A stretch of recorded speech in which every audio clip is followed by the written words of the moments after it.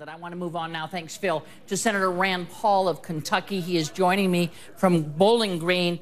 Senator, what do you make of this flight? What do you make of the fact that Russia is allowing him in and that Hong Kong let him go? What does that tell us? You know, I'm not sure what it tells us, but I think it's still going to be an open question how this young man's judged. I do think that when history looks at this, they're going to contrast the behavior of James Clapper, our National Intelligence Director, with Edward Snowden. Mr. Clapper lied in Congress in defiance of the law in the name of security. Mr. Snowden told the truth in the name of privacy. So I think there will be a judgment because both of them broke the law, and history will have to determine. I do think for Mr. Snowden, if he cozies up to the Russian government, it'll be nothing but bad for his name in history.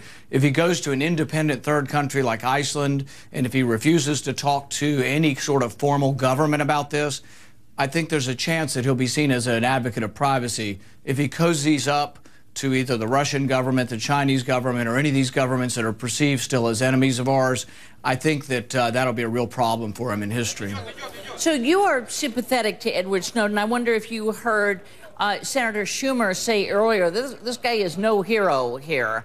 He is not, you know, some Martin Luther King telling the truth, civil rights kind of guy, that he, in fact, whether you like it or not, there are laws there, and he released information that he was not supposed to release. So do you think he shouldn't be prosecuted? What do you think? No, I'm not saying that. But what I am saying is that Martin Luther King was kept in jail and accused for 30 days. I think he was never threatened with life in prison. And so the penalties are disproportionate to it. So I think you can't quite compare them.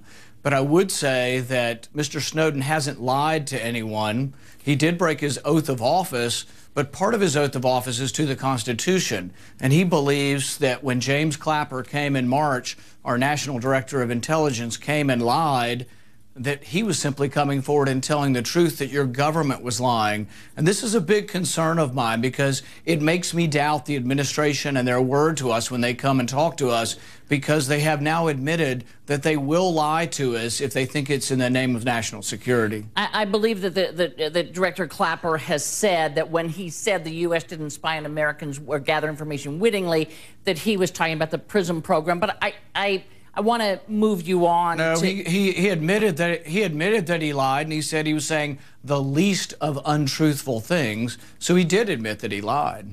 Okay, let me move you on here because I want to ask you about the immigration reform bill that you're going to vote on this week, probably twice. First for the border security amendment, and then for the bill as a whole. How are you going to vote? I'm all in favor of immigration reform, but I'm like most conservatives in the country that I think reform should be dependent on border security first. So I introduced an amendment that would have done just that. Border security first and then immigration reform with congressional checks on whether or not it's occurring. That wasn't voted in favorably. And so without some congressional authority and without border security first, I can't support the final bill. So you're a no, despite the fact they are pouring $30 billion worth of border patrol. They are doubling the size of the border, where we're told that illegal entry is way down. They're going to have 24/7 drone coverage of the border. Does that not tell you the border is going to be secure? It may, but we've thrown a lot of money at a lot of problems in our country. To me, what really tells me that they're serious would be letting Congress vote on whether the border is secure.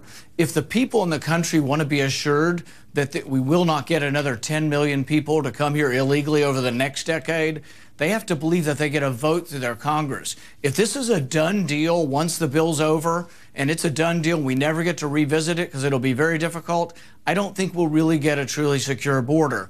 The other part of a secure border is you have to have a functioning work visa program.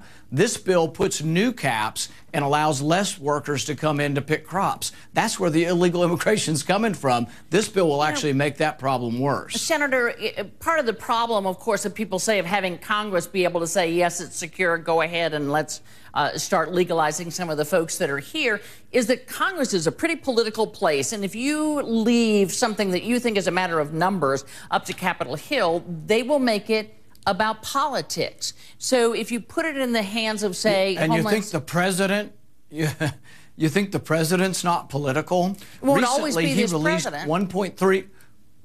Well, recently, this president released $1.3 billion to Egypt because he says they're obeying democracy. That was a week after they indicted 16 Americans for doing democracy work over there. So I don't trust this administration or a Republican administration to really make a valid judgment. I want Congress and the people to have the right to decide whether the border's secure.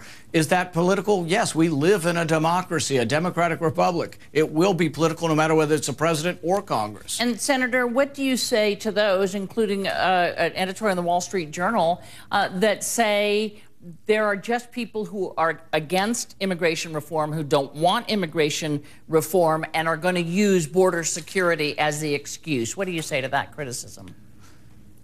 That wouldn't be me, because I'm all for immigration reform. I'm for lessening the caps. I think the bill has too strict a caps, and that's why we'll get more illegal immigration. Right now, there are no caps on agricultural worker visas. This bill's going to put a cap of 110,000. People tell me 300,000 to 400,000 people come in every year to pick crops. If you only let 110,000 come in legally, that means you're inviting 300,000 to come in illegally every year. This bill doesn't work on the work visa program, which is part of border security. Is it going to pass the House? Yes or no? It'll pass the Senate, but it's dead on arrival in the House. The House is much closer to me, and I think they think border security has to come first before you get immigration reform. Senator Rand Paul, thank you so much for your patience this morning. We appreciate your time.